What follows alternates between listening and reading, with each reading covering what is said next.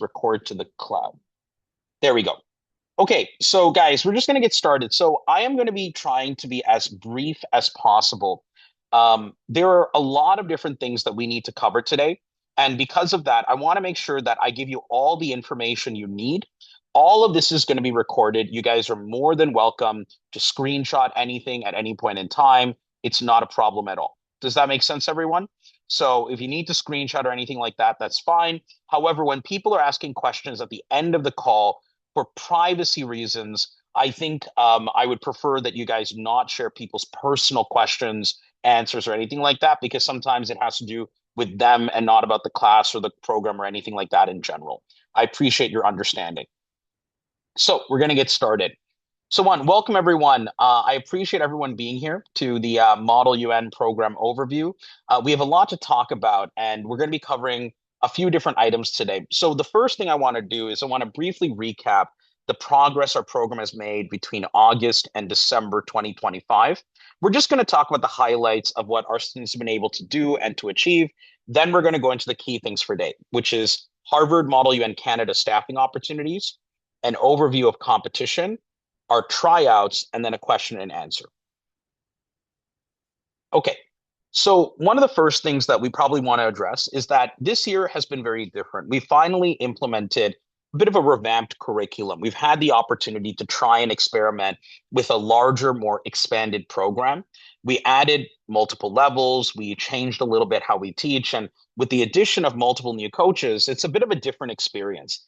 One of the things that I think we've seen is a lot of the lectures that we're doing this semester, not just in my classes, but in the classes taught by all of our coaches, we've definitely received a very welcome reception. I think people have really appreciated some of the deep dives into different regions of the world, which we didn't get a chance to cover in the past.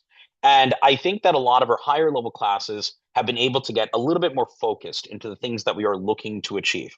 Having said that, there still are quite a few growing pains in figuring out exactly when people are ready for promotion and getting a bit more nuance as to which competitions qualify you for higher level classes. These are things we're still sorting out and we look to sort out in the future. But if you guys have any feedback, input, we're always willing to listen. But overall, it's been a pretty positive reception. So for the summer and fall, we have had many conferences we've gone to, but I think some of the highlights were this summer in China, where we had the opportunity to be back to back the best large delegations at two major international competitions.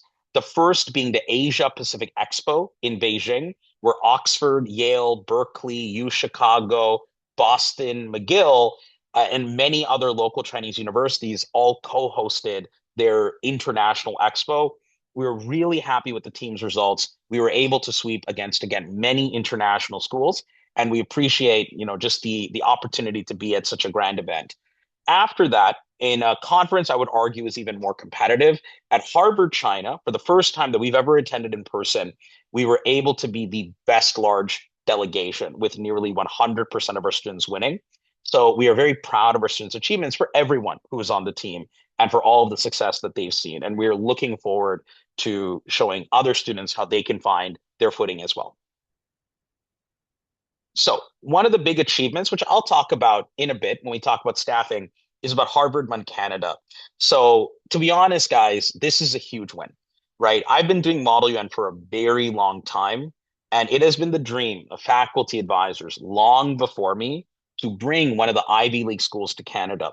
When we were trying to approach Harvard MUN Canada to come to Canada, or Harvard to come to Canada, one of the things I mentioned to my classes is that there were teachers just in Toronto that had no affiliation to LinkedKey or our Model UN program at all, who wrote letters of support to try to convince the Harvard team to come to our country. And I really appreciate so much community support in being able to bring this conference to life. And for us, it is an honor to be the ones chosen to host it. And I think that we have a great responsibility to ensure that this conference runs smoothly and that Harvard and other conferences hopefully choose to continue to run their events in our country, right? So we're going to be talking more about H1 Canada and how you can be part of it. But I still think it's sometimes good to step back and just celebrate the conference itself as a huge win. Okay, so for our summer fall results, which a lot of you guys are aware of, we finally do have an awards tracker so you can keep track of all of the awards we win. It's a project we've been meaning to do. I've never actually counted how often we win awards. This couple months have been crazy. So in 5 months, we have won 125 awards, with a third of that being at the Ivy League plus Oxford. So we have awards from Princeton, Harvard, Yale, Oxford, Berkeley, U Chicago, Boston, McGill, all in just the span of less than half a year. So on that alone, I know you guys can't really unmute all the time, but it would be great to have a quick round of applause. Very well done to the team. Excellent performance, guys. Excellent performance. Very well done. And honestly, guys, whether you won local or international, I'm really proud of your success. I'm also proud of all the students that tried. Because again, guys, the people who are winning today did not start like that, right? You have to start by getting your footing, getting experience, building your skills. That could be you one day. And that's what we're trying to do. Having said that, as I mentioned before, we also won Best Delegation Awards at H1 China, Asia Pacific Expo. We were the top international team at Princeton. And I believe we had the youngest student to win at Gavel at Suns this year. So we've had quite a few different successes that I think are worth celebrating. On kind of a bit of a different note, as you guys know, our level 7 class has been expanded a lot more this year. So I think this is also worth celebrating. In a very small class, we were able to get multiple students medical internships at clinics and pharmacies. They got multiple consulting internships, one for industrial acquisitions, another one for China, Africa, business development. One of our students is in the final stages of creating a research paper. And then we even had some students win grants for a couple $1,000s to do some Model UN related work.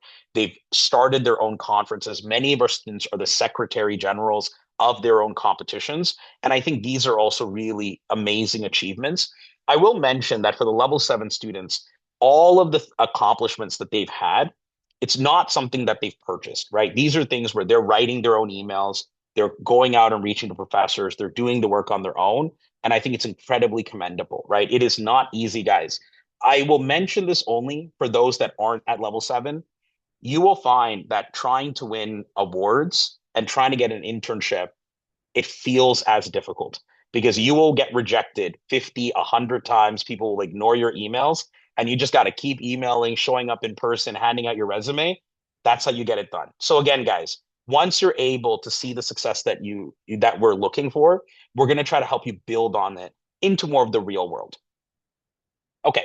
So very quickly, before we get into H1 Canada, want to do a quick refresher, remind people, have a chance for people to meet the team. I just want to say this first and foremost. If I am missing anyone, I do sincerely apologize. I will also mention that where people are placed have nothing to do with their level of involvement in LinkedKey. I am just terrible at graphic design. I just want to be very clear about that early on. So we have an amazing roster of coaches and instructors. So many of you know me. I'm Mr. Nirpan Sivakumar, and I'm the head coach of the Model UN program. But there are other instructors you may not have heard of. There is Miss Patterson. She teaches at LinkedKey Markham and LinkedKey North York, I believe. She is a full-time teacher at Bishop Strawn. She's their department head for languages. You know, she speaks English, French, I believe German and Chinese. So incredible language skills. We have Mr. Peter Osorin. He is a teacher at King's Christian Collegiate. He is a coach at LinkedKey Mississauga and primarily now at LinkedKey Montreal. Mr. Osorin actually runs the single largest conference or the single largest one-day conference in Canada, which is an incredible achievement, which is King's MUN. We have Mr. William Wang. He mainly teaches at LinkedKey North York. He's actually our lead coordinator for Harvard Canada right now. So whenever you have questions, he's the one dealing with a lot of the day-to-day, and we thank him for all of his time and energy. We have Mr. Mark Wu, who's one of the most experienced coaches on our team. He teaches at multiple campuses, and he has extensive skill sets all around. He has been running CCI MUN, one of the oldest conferences in the Greater Toronto area. And on top of that, he actually has extensive international experience. So he knows Model UN better than most people. We also have Mr. Shiraz. He is actually currently leaving to go abroad very soon, and he's going to be back in a few weeks. Mr. Shiraz is actually a national debate coach, or he was the national debate coach for Team Pakistan. So he did a lot of BP debate. And what he does for a lot of our students is help them transition from BP debate into Model UN. And right now, he actually serves as the championship coach for our competitive BP debate team. We have Mr. Adam Wu. He's a former student of ours who's now been promoted to instructor himself. He studies at Rotman. He has won at Princeton, many other Ivy League conferences. He was actually on the secretariat for the inaugural Yale Model U in Singapore. We have Miss Yvonne Reitmer. She is a new supply Model U coach for the LinkedKey Model U program. She's a full-time teacher at Hillfield Strathallan College in Hamilton. She helped create her school's first conference. She's actually an expert in a lot of like science heavy topics. Like she's written research papers, things like that. So if that is an area of interest to you or you need someone to get expertise from, she is going to be your person. We have Mr. Dave Miller. He is a full-time teacher at Fernhill School, and he has been doing Model UN for a long time as well. He primarily specializes in teaching students in middle school, so he often serves as a supply teacher for a Model UN program. And finally, we have Mr. Jacob Gunn. He is also one of our students who've been recently promoted from TA into a coach. He has won at Cornell before. He is heavily involved in Model UN, and he loves it. And you will find that he's one of the most passionate instructors when it comes to Model UN. Finally, we have Miss Yuki Wen, who is our head teaching assistant. She is the most senior student in our program right now. And she has the very difficult achievement of being able to win at Suns, then Princeton back to back.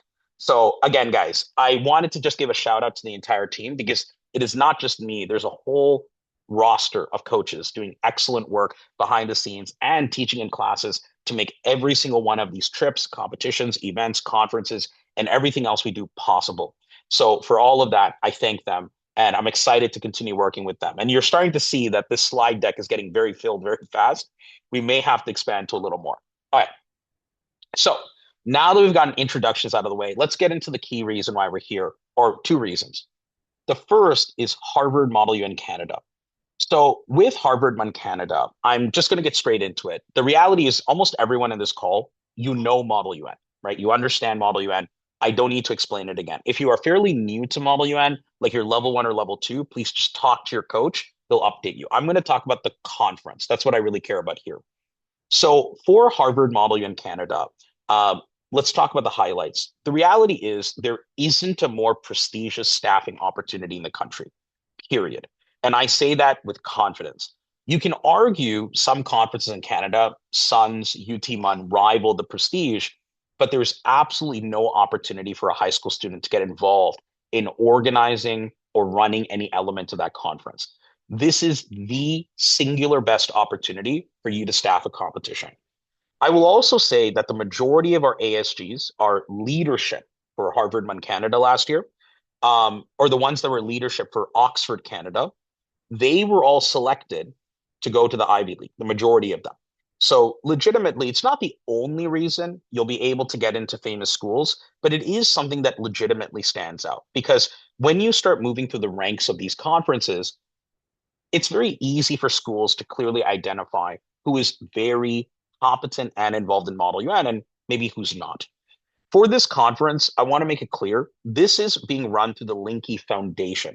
The LinkedKey Foundation is a registered federal nonprofit. This conference can easily give you volunteer hours. There is nothing through the LinkedKey company. So if you would like to have volunteer hours, you're more than welcome to apply. This is a great opportunity to get all your volunteer hours at once. And on top of that, it also lets you connect with Harvard students. I have already had the privilege of working with these students and speaking with them because we meet regularly in the planning of this conference.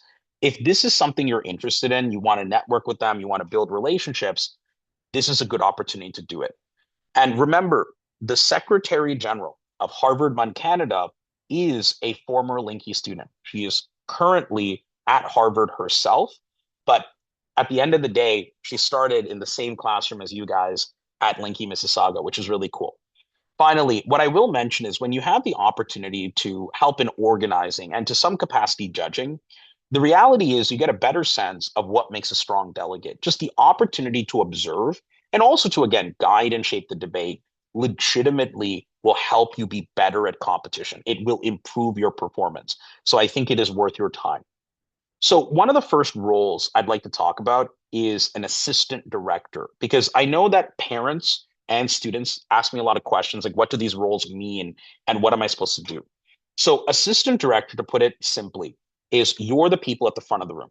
You're the ones that are helping to actually run the committee proceedings. You're the one that are going to be seen in the photos. You'll see two of our students there helping with dealing with typing, messaging. You may even be giving verbal instructions. You may even be providing input to the university director from Harvard on how the award should be decided. Although the Harvard students have the final say, assistant directors are immensely influential. However, one of the key things that assistant directors do for Harvard Canada that they don't do any other conference in the world is you are going to be writing background guides. You are going to be actually writing the background guides that students use, and they expect that you write at the Harvard level. This isn't something you're doing for them. This is something that we discuss with the Harvard team that's for everyone's benefit. It eases pressure off the Harvard students, but it gives you an opportunity to put your name on a document that typically high school students don't get to write. So if you're able to get this in, to finish your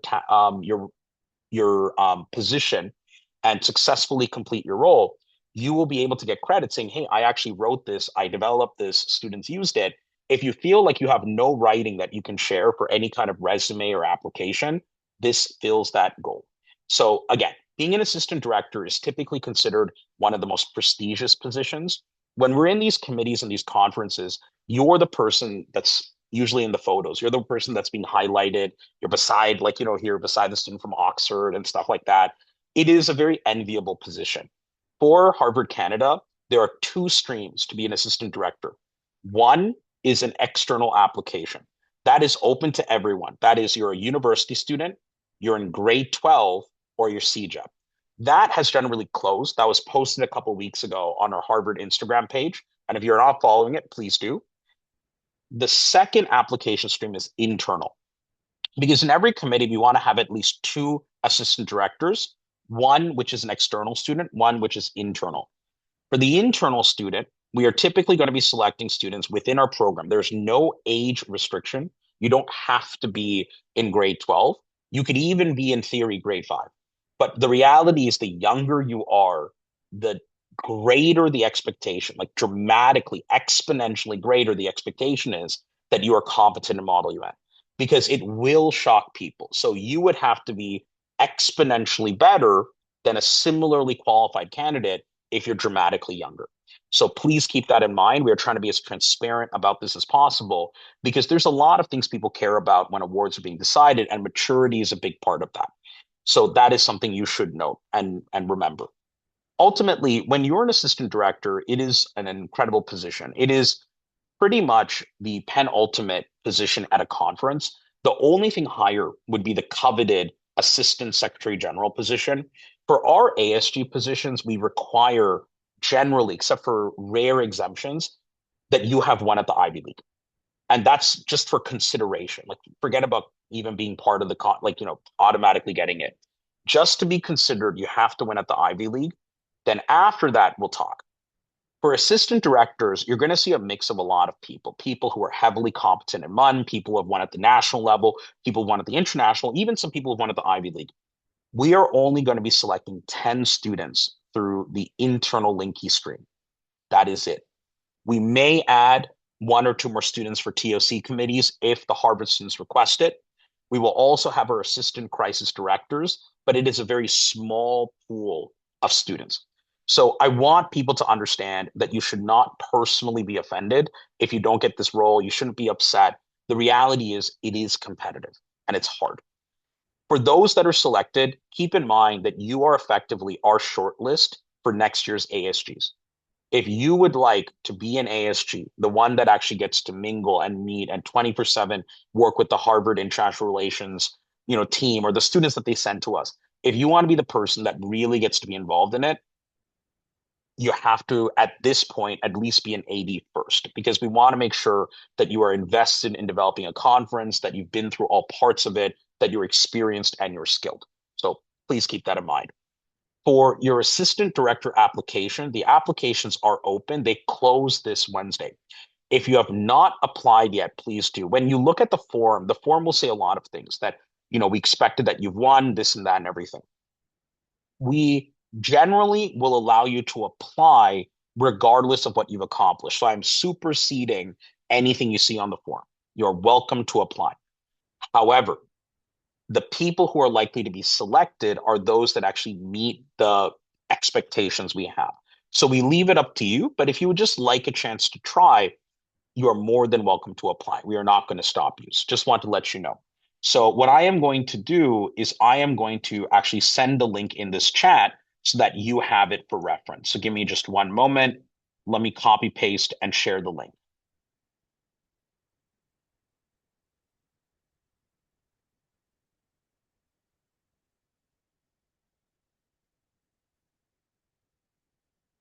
So everyone, please just remember and keep in mind that for these applications, they are very, very competitive. Again, I'm going to just repeat that.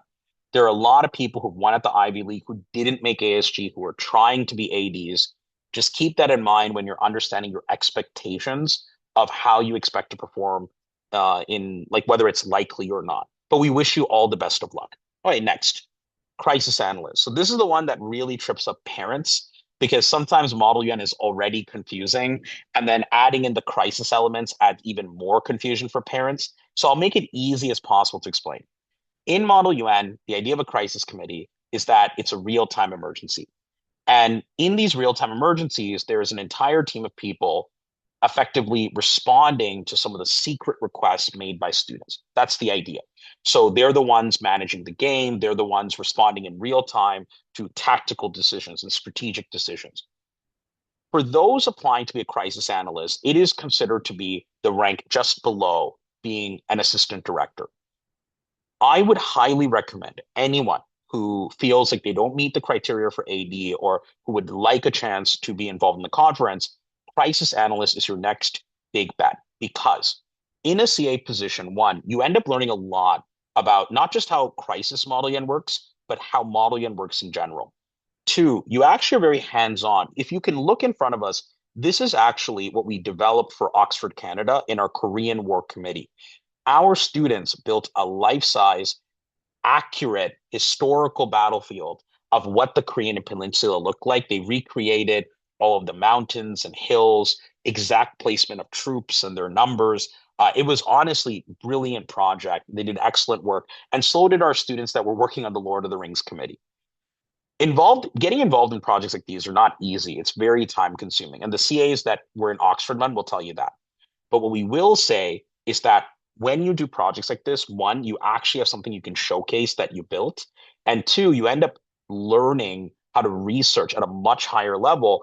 They were having late night meetings trying to figure out like what's the best way to find resources in other languages and doing all kinds of work. You don't see the impact right away, but it is something that you start to feel in your abilities and capacities where you're like, oh, wait, I'm actually getting better at this. So being a crisis analyst is a very, very challenging but rewarding role. That's the way that I look at it. In a crisis analyst role, you'll also have a lot of fun with it.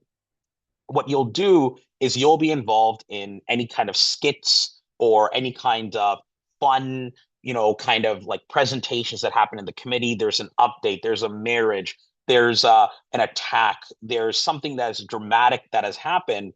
A lot of the fun in Model UN happens in crisis, and it's a really, really good opportunity to get involved in it, be part of the drama. Sometimes it gets very serious. In a Korean War committee, you will see very dramatic reenactments of very serious battles and conflicts. And if you're a crisis analyst, you get to be part of all of the theater. So if you love the theatrical parts of Model N, we'd love to have you. I want to remind people, crisis analyst isn't just a fun role.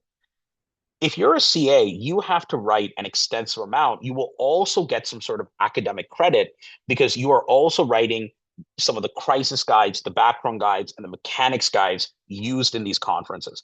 So there is as much writing as a CA, if not in some cases more so than an AD. The main difference is as a crisis analyst, you get a lot more help. You have a larger team that can work together to get all of this information ready. So again, it is a fun project. It is a team project, but having excellent crisis analysts is very important to the well-run functioning of a conference. So to apply as a crisis analyst, we understand that many students do not have crisis specific experience. I am going to overrule the application form. You can ignore it. You should apply if you're generally experienced and passionate in Model UN. Because the reality is very few people have high level crisis analyst experience to the level that Harvard expects anyway. We're going to have to train you, and we will. So we will make sure that you are capable as CAs. I would just recommend applying, even if you haven't specifically met the awards or crisis experience requirements. As long as you're someone who's involved in Model UN and this is something you care about, this is something you should apply for. So I will send you this link as well in just a moment into the chat.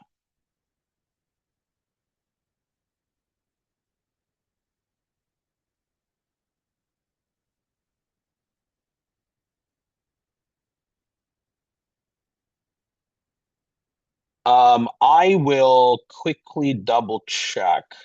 Somebody said they can't access one of the forms. I'm going to see what the issue is there. No, the form should be live and should be available. If any of the forms you can't reach them, that should be something on your end. It could be that your school account is blocking you from accessing it. So please keep that in mind. Please leave. I know that there was an earlier deadline, but because we never really had a chance to give fair notice, we were caught up with a few projects. We are extending it until Wednesday, no later, everyone. You have until Wednesday, and I will make a correction here. It is not Wednesday, January 12th. It's Wednesday, January 14th. So I will make that correction. I apologize for any misunderstanding there. So by this Wednesday, applications are closed. Give me one moment.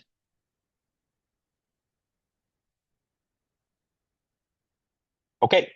So continuing onwards, for the last role that is open to the most students is what we call a conference staffer role. Conference staffers have different hierarchies. There's senior, there's junior. The idea of a conference staffer is in the simplest terms is you're a conference volunteer. Conference staffers deal with everything from logistics to technology to printing to sponsorship to outreach, conference development, all kinds of tasks. They are not involved in the academic parts of the conference. They are involved in everything else. And what I will say, first and foremost, is conference staffers are really important. In many ways, they're the backbone of the conference because every single thing you can think of getting the delegate handbooks together, packages, documents, any other task you can imagine, it's very time consuming and complex. And the skills you learn here are a lot more real world applicable, I would say, than it would be just purely Model UN staffing roles. Because the things that you'll learn in these committees is everything from, how to secure sponsors to how can I have like proper flow through committees? How can I have, even security protocol and how can we manage logistics of hotel booking and coordinating flights and other kinds of roles. So it is a very fun role. You need very little experience to apply for this role. We simply take those that we think are the most mature and the most qualified. But again, in theory, as long as you're willing to work hard and you have competencies, we'll work with you. It's only specifically for certain roles like the designer role where we actually do legitimately need to know your background in design and in other capacities so that you're able to fill the role that we have. But as a conference staffer, keep in mind that you're going to be busy not just before the conference, but during the conference. You're going to be responding to messages. You're going to be on your computer. You're going to have to make sure that everything in the conference is running smoothly. Whenever there's an unexpected issue, in addition to the ASGs, you're the person they're sending around running from room to room. By day 4, you are just exhausted. But again, we thank them so much for all the work that they do. For example, here you can see some of the staff. These aren't necessarily all conference staffers, but they're helping to sell roses, raise a little bit of money, and then help coordinate other functions in the conference. Finally, one of the funnest projects the conference staffers take the lead on, delegate dance. If you wanted to run an awesome delegate dance, this is your chance. So conference staffers are involved in all the logistics. We had this masquerade ball last year. They will help order the mask. They will help with crowd control. They'll help with music and other things. So if you wanted a better experience, this is a good place to get started. So just as a reminder for conference staffer applications, you really just need to be passionate about Model UN. You want to be interested in organizing large events, and you have a lot of time to volunteer. These are the characteristics that matter. And if you don't have experience, we expect you to get more Model UN experience over the next couple of months. So just to clarify, for example, if you're a crisis analyst that you're selected, but you're not a specialist in being a crisis analyst, we're going to ask you to please attend more crisis specific committees to get practice prior to Harvard MUN Canada.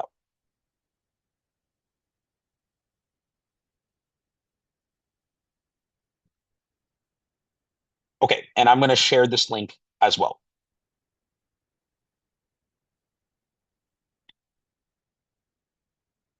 So very quickly, one second, before we move on, as a quick reminder, for those that have specific preferences for committees that have already submitted applications for Harvard Canada, instead of resubmitting your applications, because we want to keep things as simple as possible, instead, what would be easiest is if you can email info@hmuncanada.org, and if you can tell us what preference of the committee you'd like to assist with, that would be the easiest for us.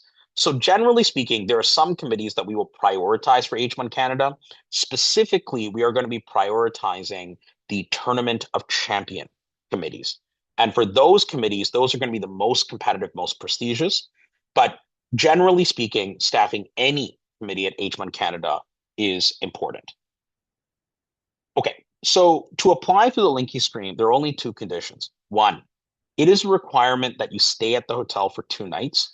The reason is very simple. We do not want people leaving in the middle of the night. For Oxford, Canada, we did not have this requirement because we didn't want to unnecessarily make people stay, even if they lived in Toronto. That kind of may not have been the right choice because although we want to give people less financial pressure, we ended up having to dismiss people in the middle of the night, and that's a safety issue, right? I don't want students leaving the venue so late at night, and we also want to be able to keep track of everyone. So, as a safety precaution, you will have to check in on the Friday, check out on the Sunday. Again, we're not charging extra fees. We're just going to be passing along whatever cost the Westin charges for you. You're welcome to stay in a two-bedroom occupancy, four-bedroom occupancy, doesn't matter for us, but we just don't want people running around in the middle of the night. The second thing is you need to be enrolled in a Model UN class. This isn't complicated. If you're already part of LinkedKey, literally nothing changes for you. There is no special class you need to enroll. There's no extra fees. There's no cost to be a staffer for H1 Canada. We just want to make sure that anyone who's applying under LinkedKey Stream is actually a LinkedKey student and not people that are randomly claiming to be part of LinkedKey and we can't track down exactly how they're affiliated to us. So that's all it is. So again, guys, there really aren't that many hard requirements to be in the LinkedKey stream. It comes down to more of what you've been able to do and accomplish. I know there are quite a few questions, even about H1 Canada, other things. I am trying to breeze through everything I can so we can end the core information at 10:30, but I will be staying here very well late into the night to answer any and all questions you have. So now, leaving aside H1 Canada, I know that there is one thing that people are still looking for, and I will not be able to give the answer today. It's about the Tournament of Champions. The Tournament of Champions, what I can tell you, is going to be huge. I know the conferences that are going to be part of it. We've actually had to reject multiple conferences. We have conferences in British Columbia, Alberta, Quebec, and across Ontario involved. In Ontario, we have conferences in the city of Toronto, Markham, Oakville, Mississauga. We even have a conference in Ottawa that's going to be a qualifier for H1 Canada. I can't reveal which conferences have been selected, but we are expecting by the end of this week, because many contracts have already been signed, by the end of this week, we are going to be sharing all of that information. But out of fairness to non-Linky students, we will not be revealing that information today because we must remain objective and unbiased so that no one has an unfair advantage. So I was actually looking forward to talking to more about local conferences today. I will talk and mention about a few of them, but legitimately, I'm going to have to save it for when TOC gets released, just out of fairness. So let's talk about competition. I'm going to first quickly address local competition just right here, and then we're going to go into the traveling competition. For local competition, right now, as it stands, there are nearly 20 conferences in the greater Toronto area between January and June. There are a lot. What Linky is going to do, this is the policy that we have. Any local conference in the Toronto area, as long as we believe the conference will run and that we won't have any other kind of problem, we will put it on the Linky portal at no additional cost, right? It's just whatever the delegate fee is. For these conferences, what's going to happen is we're going to put it on the portal. We're going to need a parent to volunteer. We will not be able to spend a lot of time coordinating, doing a lot of logistics. In fact, we are going to be having our head delegates take the lead in making sure the conference is well run, even in terms of assigning students and delegates, because it ends up being a lot of emails. I won't have too much time to respond. We will simply collect payment, send you as a delegation so that every single person does not need to bring their parent to a conference. also so that conferences can get strong attendance. If you are, for example, wanting to go to Havergal, which by the way, a lot of our students are involved, so I think you should check that out. If you wanted to go to a conference like that, we will have it on the LinkedKey portal at no extra charge for you guys to register. You just pay the delegate fee and you're good to go. For a few select conferences, we will price it normally. We tried a little bit of special pricing this fall. We may bring that back next year. But for this semester, for any conferences we coach, we'll do our regular packages. So we're going to put TA sessions back into these packages. We're going to have regular coaching fees, regular administrative fees, and the conference fee. So these are going to be just a few select conferences. At the moment, are the main conferences we're looking to attend is number one, I will be myself at Kingsmun. And number two, we will be at MUN in Montreal. For the students in Montreal, if you're able to stick around at the end of the call, I'd love to chat with you about MUN because I myself will be coming out there for that. But we'll talk about that a little bit later. All right, let's go next. So for our travel conferences, every semester we usually go to three destinations. So we usually do one international, one US Ivy League, and then one national conference. So for this spring semester, we are going to be going tentatively to Harvard Model Congress Europe. Second is Cornell. Third is Casman. The reason why I put Harvard Model Congress Europe in brackets and I say, oh, or like in with an asterisk, is because I've actually paid for this conference. It's on my credit card. But maybe the payment came a little later than expected. Maybe there are delays, whatever it is. I've been trying to reach the Harvard Model Congress Europe team. They've not gotten back to me. I've sent like 3 emails now. So if I don't hear back from them soon, I may have to request a chargeback. I think legitimately they're just overwhelmed with emails. But if you're someone interested in going, I want you to be aware, please do not book your flight tickets yet because we still have not heard anything from them. We cannot get into contact with them. It's a real issue. So if you know anyone who's planning on going on this trip, just put a full stop for now. When I hear back by email, I will let you know, right? Because this is something that I legitimately have not been able to contact them. The next two conferences, Cornell and Casman, we are going for sure, right? We are sending our team and our delegation, assuming that there isn't some dramatic change, we're going to be going there. So for the summer, I'll quickly mention it. Our summer plans are two major conferences, the Asia Pacific Expo in Beijing, that is early August. And then in mid-August, it's Harvard Model in China in Guangzhou. As a notice, Harvard Model in China has students from nearly 20 countries that are there. It's an incredibly international conference. The last one, which we went a few years ago, is called the ASDEN Expo. So historically, MIT and UPenn jointly run that conference. We didn't go this year because it had a scheduling conflict with MUN. If that date changes, I'd love to go and check it out again, but I haven't been there in 3 years. So that's just something I'm mentioning. Finally, for the fall, we are going to be going to SUNS, Princeton, and then once again, we'll go to Yale, Model U, and Korea back to back. I know everybody wants to go to Yale, Model U, and Korea, and only 30% of that reason has to do with Model UN. I know people really enjoy traveling to Korea, and it was a fun trip, but I want to remind everyone it's an expensive trip. We want to bring people who are ready, where this is something that is necessary or worthwhile. So please do not like chase after me trying to get on this trip if you're like 10 years old. You have time. You're not ready for it just yet. Just want to let you know. Okay, now we're going to get into logistics. If anyone wants a screenshot, you're welcome to screenshot right now because this is a breakdown of all of the details for Cornell. So our Cornell trip this year, as a reminder, it's going to be taking place from Thursday, April 16th to Sunday, April 19th, 2026. The price of this competition is 1,350 Canadian dollars tentatively. There is a chance that price goes down a little bit, but this is what it's looking like. We're very fortunate this year because we actually dropped the price a lot. The last time we ran this trip with smaller numbers, more expensive bus, all of these things, the trip actually cost $2,000 last time. So we've knocked off $650. We're actually hoping that in 1 or 2 years, this trip is as cheap as SUNS. So that is kind of our goal and objective, but it just depends on very specific, like getting deals with hotels and getting good prices on busing. The conference for this one, it's not like SUNS or Harvard. It's actually located at the university. It's on campus. So this is going to be in a really beautiful campus. We've been there before. In fact, I competed at this conference in high school. I also won at this conference in high school. It was a lot of fun. This is in a place in New York where I think there are as many cows as there are people. So it is a very peaceful, very rural kind of town in New York State. So this fee includes all of the things you expect: Cornell delegate fee, a large coach bus with pickups at LinkedKey, Mississauga and LinkedKey, North York. This is different than the Suns bus. It's going to be really nice. We're going to have 3 nights at the Ithaca Marriott downtown on Commons. That seems to be the best hotel for us right now.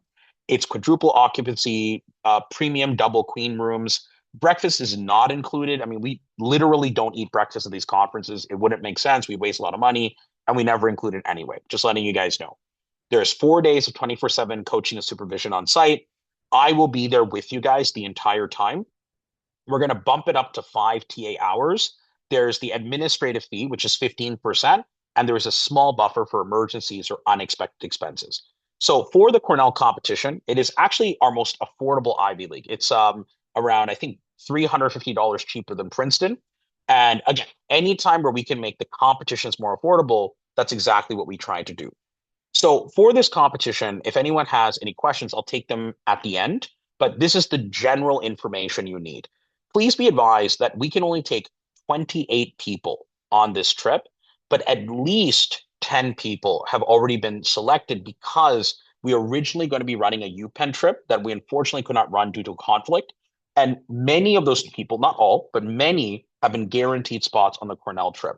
If you are guaranteed a spot on the Cornell trip, we will contact you fairly soon and we will send you a message asking you to confirm before we finalize the number of students from the tryout process. Next, CASMUN. So CASMUN is our national conference in Canada. So this is where we fly from Toronto to Vancouver. It is Thursday, April 9th to Sunday, April 12th. The cost is $1,900. And I just want to warn people here, this is a little expensive, but it's also because the flights that we're paying for are quite expensive. I'm going to go back to American Express, see if I can get this price lowered. If you are not living in Toronto and you would like to travel to this competition, please be advised that as of right now, almost $750 of this price is just the flight.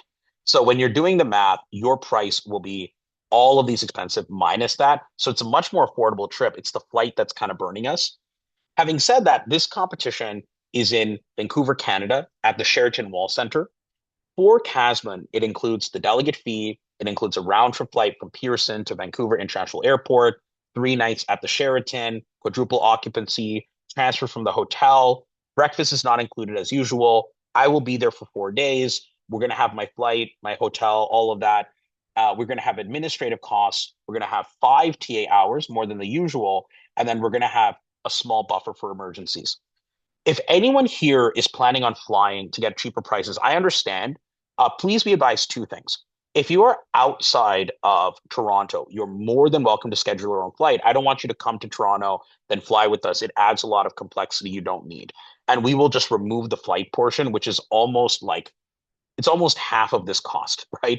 So that will save you a lot of money. However, if you're in Toronto, we actually warn you against attempting to fly separately because that's going to be more logistically kind of difficult. For the students that are outside of Toronto, it's only a few people. So we're able to wait for them at the airport. We meet with them and then we travel together. But if we have many people running around, it's going to be a bit of a challenge. So what I will do is that by the time tryouts are over, I will see if we can save some money and then get back to everyone. So if we can book earlier, we'll be able to get cheaper flights. So if we can bring down this cost, I will. But just want to be transparent with everyone because we have a very like just an automatic formula for how we calculate cost price. Okay. So generally speaking, for all of our spring competitions like CMUN, CASMUN, they're just 4 day competitions. We leave Thursday morning, we come back Sunday night. All of the core things you expect are always included, and meals are at your discretion, right? The reality is, and again, I'm not trying to promote unhealthy behavior. In fact, my New Year's resolution is to try to be and eat a little bit more healthy this year. We generally just don't have that much time to sit and enjoy meals. We generally have to order meals on an ad hoc basis. At the end of this call, if you'd like to speak to our students who have competed at Princeton or anything like that, I'm sure they wouldn't mind just speaking for a few minutes on their experiences. They will tell you what it's like and that the last thing they care about is food. The number one thing they care about is performance. And that's just the reality of high level competition. So we will at the demand or from the demand of students and parents, we will have prep packages for all of these competitions. I know people have repeatedly requested this, especially for PMUG. So we're going to have them available. We haven't figured out the exact schedule, but tentatively it will be Tuesdays and Thursdays, and we'll include additional hours with our TAs, and they'll be available for students that are enrolled in our regular Model UN classes. And reminder, please make sure you purchase medical and accident insurance. So before we move on to tryouts, I will want to mention one thing. People often ask me, who is CASMUN and CMUNC suited for? So it's very simple. My personal philosophy, and it's nothing more complicated than this, is you should attend the most competitive competition you're eligible for. It's that simple. If you are eligible for CMUNC and you make the team, you should go. If you're eligible for CASMUN and you make the team, you should go. And the reason is that for anyone who's done Model UN before, you realize that when you go to a higher level of competition, everything becomes easier. Seriously, like the second you go to something like Princeton, you realize there's not a single conference in Canada that will stress you out. Because whatever you see in the United States is so dramatically more competitive, everything seems easier by reference. And you could spend years studying, training, doing whatever you'd like, but in a 4 day weekend, you will be at another level, right? And the reality is, you should not expect to win the first time you go to these big conferences. They're hard men. They're people who have been there repeatedly in the past that know exactly what they're getting into. And again, at the end of this meeting, if any of the PMUNC students can stick around, we'd love to hear your testimony. We won't record it. You guys will be able to say whatever you need to say. They will tell you, man, they're operating on another level. But again, if you've only competed local and you go to CASMUN, that is another level. Because what you're going to see there is, compared to what happens at a local conference, everyone's trying really, really hard. So please don't make the mistake of sticking around in classes for years and never competing. Our classes work best, and you will learn best by actually flexing your skills and experiencing in the real world. And remember, guys, from a LinkedKey perspective, competition is not a profit generator. We do these competitions for your benefit. It's why we run so many competitions on the portal. I just volunteer my time handling your registration and making your payments because I want you guys to get experience and I want you guys to meet people all around the world. Guys, as much as I talk about awards, because I enjoy it, I love competition, it's fun. What matters for you guys is really just being able to go through this entire process of meeting some of the most brilliant students in the world, of being able to engage in high level academic debate, to test your skills, to experience new things, to meet, to network with people that you would have never otherwise been connected to. These are all things that are valuable regardless of outcome. And you guys know, I don't actually care about the outcome as much as I do about the effort. If you didn't practice at all and you win something, okay, that's whatever. But if somebody tried really hard, and even if the result wasn't what they wanted, I respect them so much more for it. That is what matters. So I want people to remember that when they're going through all these other conversations with their family, figuring out what's best for them. Okay. Having said that, let's talk about tryouts here. And we'll be able to finish just on time. Our tryouts are relatively straightforward. And I'm going to actually pull up our tryout document so you can take a look at it. So our tryouts are not super complicated. Let me actually see if I can share this with you guys. Give me one moment.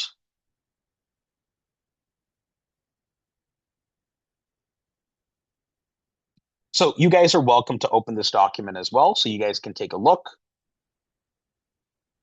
And I'll link the other two forms as well for your reference.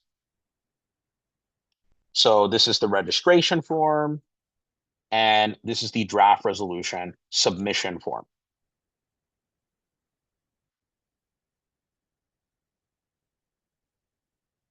So for a tryout process, I know many people have been through it. Won't take too much time on this one.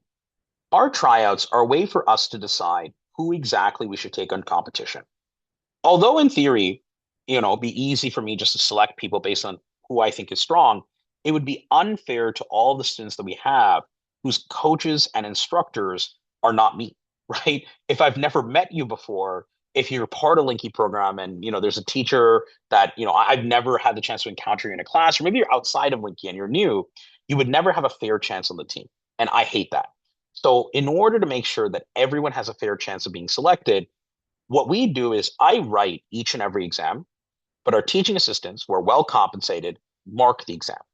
And their job is not to select favorites. They don't say, oh, this student was nice or mean or anything like that. They don't care about any sort of interpersonal dynamics. All they care about is who is the most capable person ready for competition. And that's how they select people. And when you do the tryout exam, you're getting a full, thorough evaluation from writing and submitting a draft resolution to going through different questions about how Model UN works to doing an authors panel to doing an ad hoc simulation. We will test every single skill that you need in Model UN. For the students that we have that are outside of the Greater Toronto area, what we will generally do is we will prioritize you in our application. We wish and we hope one day we can bring the tryout experience to you. That's actually in the works right now. We're trying to figure out if we can, in the future, have a TA on the ground mark and evaluate your exams. And we think we might be able to get that ready for June. So we need maybe one more time to figure this out, but we think we'll be able to get it there. But in your case, please submit an application. We will just use our best judgment. If there is a student that is not mine, I will actually contact your instructor and ask them what they think, and that's how we'll evaluate you. For those that are simply unable to make the tryouts, you can submit an application. And look, it seems like quite a few people are unable to make the tryouts this weekend because sometimes it just crosses over with exams. There's nothing much we can do. And generally speaking, I will say this. If only a few people show up at the tryouts, your odds just go up a lot, right? A lot. Because it seems like a lot of people haven't signed up. Guys, I have like 13 people on the registration form. Look, it could be 102 days, but the reality is it's almost like at this point, just showing up is going to put you in contention. Having said that, for everyone else who applies, we will consider your application. You're not going to be on the top of the priority list, but we'll consider it. My recommendation is because the tryouts are free, they cost nothing. I would just go through the process. Get a chance for someone to sit down and evaluate you. Guys, we have Model UN classes, but if I had to sit and read through your draft resolution and then mark it and give it back to you, it would take me an hour a resolution. It would literally take me more time than I have. I would have to work 2 full business weeks just to try to get through the majority of the exams. Leaving that aside, let me skip straight into it. So for the tryouts, again, we're only selecting a certain number of people. We're going to be selecting from the tryouts around less than 20 for Cornell. So we're estimating around 18 people, right, in the tryout process, 20 for Vancouver, and then we will do partial team selection for our trips to China in Beijing and Guangzhou for Harvard, China. So these are the tryout dates and times. They've already been posted and shared. The first one is this Friday, then there's one on Saturday, then there's one on Sunday. You can read through all these instructions. It's very clear. You want to show up early. You need to be dressed formally in full business attire. We expect you to act like you're at a simulation in or at a conference. In the tryouts, there are going to be three portions. There's going to be a written test, there's going to be an authors panel, and there's going to be a simulation. In the written test, we're going to be asking you a variety of questions. Some of them are very simple. I will always give the first answer, which is just what is Model UN, right? Easy 1 mark. But the questions get progressively more challenging. We'll ask you different rules about motions, about things like that. But then we'll also ask you a little bit about world affairs, global issues. And then the last part will be simulations. So if you encounter a certain scenario, what would be the best way to respond to that scenario? In the tryout process, please be advised that we will separate students into crisis and general assembly. So the tryout will be the same regardless, but when you're applying, if you apply for a crisis spot, you'll be considered for a crisis spot on the team. If you're applying for a GA spot, you're applying for a GA spot on the team. So that way, the students who specialize in crisis aren't judged against the students who specialize in GAs, even if the exam is the same. They will be selected differently. For the draft resolution, I want to say this first and foremost. You don't have to submit it. You can just show up to the tryout. You do not need to do it, but you should.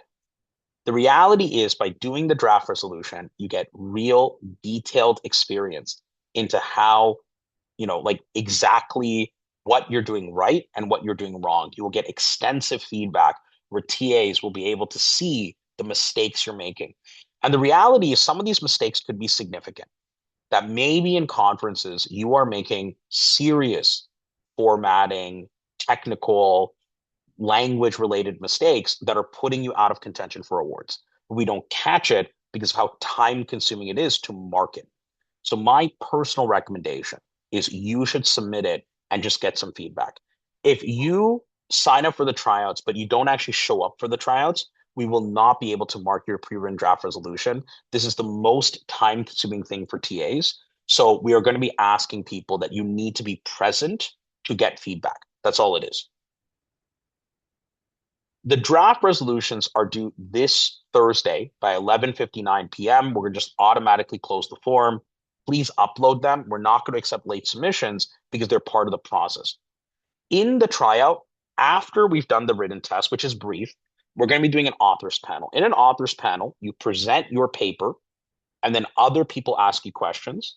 Then they present their papers, and you ask them questions.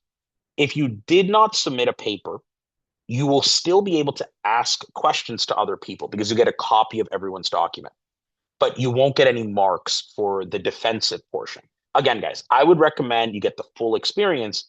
Please participate in all parts. Finally, the last part of the simulation is the ad hoc hybrid crisis simulation. For this last part, it is going to be an impromptu simulation where we will pick one topic in the news, any topic at all, and we are going to simulate. And I'm going to give you a placard at random. You're going to be a random country, and you are going to get feedback on everything. Feedback on your speaking ability, your reading ability, your writing ability, everything. This is going to be a huge portion of your marks. We want to see how you act, how you respond in a real life Model UN simulation. This is not the kind of crisis committee where we have secret crisis notes. There are no assassinations, things like that. These are standard Model UN committees. You're just going to get real-time updates. That's all it is. You're going to get real-time updates. Topics in the past have included everything from, there was a UN helicopter that was shot down to, like the situation in Cambodia, Thailand, all of that. But that's about it. That is our tryout process. So when you take a look here, you'll get some resources. That's all you need, but there isn't much more. To register, there's a registration form. It's simple. It's quick. You register. There's no cost. Here is where you submit your draft resolutions. All of that has been linked into the chat. And that's it. So again, everyone, before we go, I'll mention a few things. One, for our local conferences, there are some conferences I really would recommend you guys attend. So by tomorrow night, in 24 hours, all of the conferences we can think of will be on the LinkedKey portal, and we will help coordinate registration as a team. For these local conferences, we will be very clear whether they have coaching or they don't. And we will also, again, encourage you guys to attend as many conferences as you'd like. Our students are heavily involved in a few. For example, Havergal MUN is run by many LinkedKey students. Low MUN, there's a lot of leadership from LinkedKey students. We have students involved in King's MUN, and we will be attending King's MUN. Our students aren't so much involved, but they could be, but we will be attending King's MUN for sure. And there are quite a few. I apologize if I missed any conferences, but we recommend attending them. So if you have any questions, you need anything, remember, guys, the Discord is always welcoming and open. If you are a student and you're not yet on the Discord, you need to be, because that's where the students talk to each other. That's where you can leverage different strengths. That's also where you can get volunteering roles and opportunities. So again, everyone, we recommend people attend as many conferences as they can. We recommend they attend the tryouts as well. So having said that, as we go into Q&A, I just want to say, because I know some people need to get going, it's late. I want to thank everyone for their time. I really appreciate all of you being here so late at night on fairly last minute notice to learn more about what our program has in store for this year. The reason why we expedited this meeting for today is because in every day for the next few weeks, there's a lot of things that are happening. For example, later this week, we're going to be releasing all of the Tournament of Champion qualifiers so you know where you need to compete. I think you guys will be very pleasantly surprised. After that, we're going to be having our tryouts. After that, we're going to be booking and confirming people to go to competition. After that, later this month, we will be going for the first time in person to Harvard Model UN, USA. So we are going to be at the world's largest, most famous conference, and we are very excited for it. It is the most competitive experience out there. There are students, there are 4,500 people at that competition. It is a juggernaut. And schools are only allowed to bring their 20 best students to that competition. So it is going to be one of the most competitive experiences I think we've ever seen. We are doing the best that we can. There isn't too much time, but we'll try to get ready. And on top of all of that happening, we are also going to be selecting our teams for H1 Canada. So if you are selected to staff, you are going to know in about a week. So there is so much information that is going to be flying towards your inbox. Please keep a very close eye out for all of this because so many different things are happening at the exact same time, just as we're about to enter competition season. So again, everyone, I really appreciate all of your time and energy and all of your support. Thank you so much for coming to this meeting.